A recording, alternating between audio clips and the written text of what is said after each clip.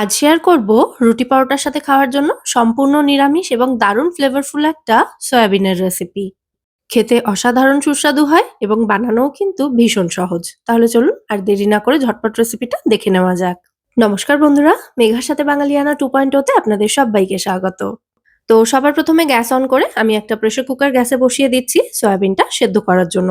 চাইলে সয়াবিনটা আপনারা বাটিতে বা কড়াইতেও সেদ্ধ করতে পারেন, তবে প্রেসার কুকারে সেদ্ধ করা হলে সয়াবিনটা একদম সুন্দর নরম তুলতুলে হয়।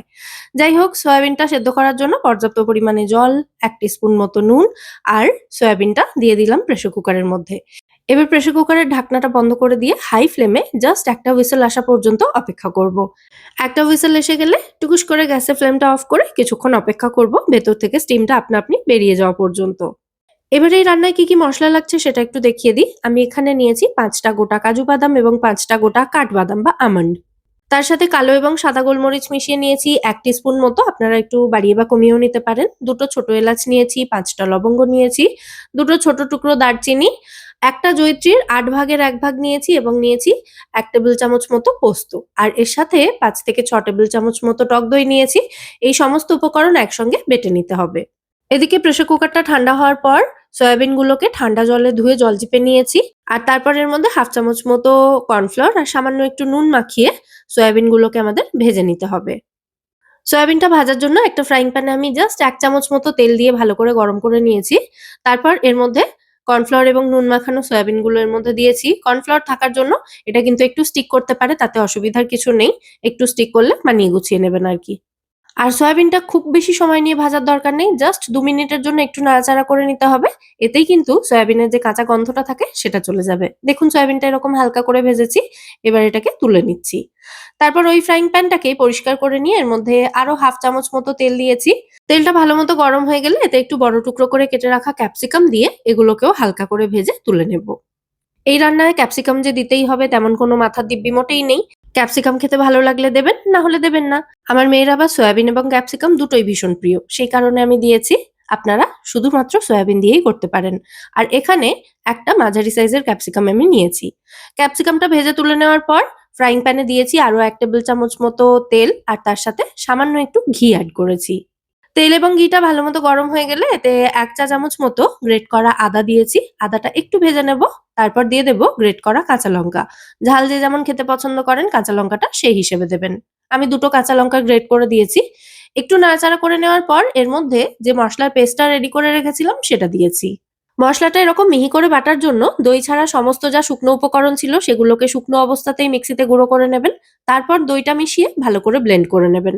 তাহলেই দেখবেন মসলাটা এরকম মিহি হবে। তো মসলাটা কিছুক্ষণ ভেজে নেওয়ার পর মসলার জারটা ধুয়ে সামান্য একটু জল এতে এড করলাম। এবার এটাকে আরো কিছুক্ষণ কষিয়ে নেব। জলটা দিয়ে ভালো করে একবার মিশিয়ে নিচ্ছি।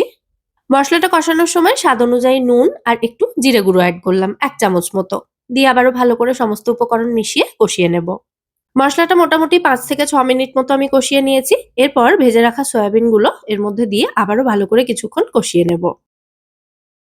তারপর দিয়ে দেব এর মধ্যে গ্রেভির জন্য পরিমাণ মতো গরম জল।